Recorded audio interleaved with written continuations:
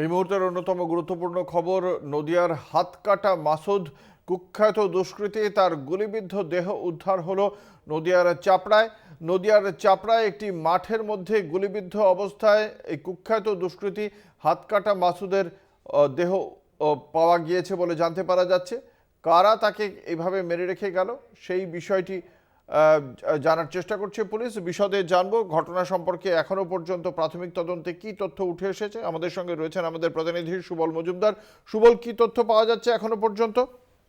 দেখো, প্রথমেই বলি, এই মাসুদ মন্ডল, যিনি এই চাপড়ার, তিনি কিন্তু বিভিন্ন অসামাজিক কাজ এবং তার বিরুদ্ধে নানা রকমের দুষ্কর্মের অভিযোগ ছিল।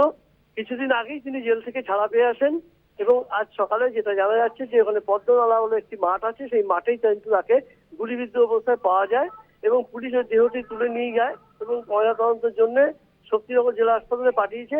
যেটা জানা যাচ্ছে, এর কিন্তু বিভিন্ন ধরনের শত্রু আছে, কারণ এ নিজেও যেহেতু দুষ্কর্মের সঙ্গে জড়িত ছিল, সেই কারণে এই কাজের জন্যই তার কিন্তু শত্রু তৈরি হয় এবং সম্ভবত তারই কারো গোষ্ঠী এই খুন করে থাকতে পারে বলে ধারণা চাপড়া থানা পুলিশের। ধন্যবাদ। আমাদের সঙ্গে ছিলেন আমাদের প্রতিনিধি সুবল মজুমদার।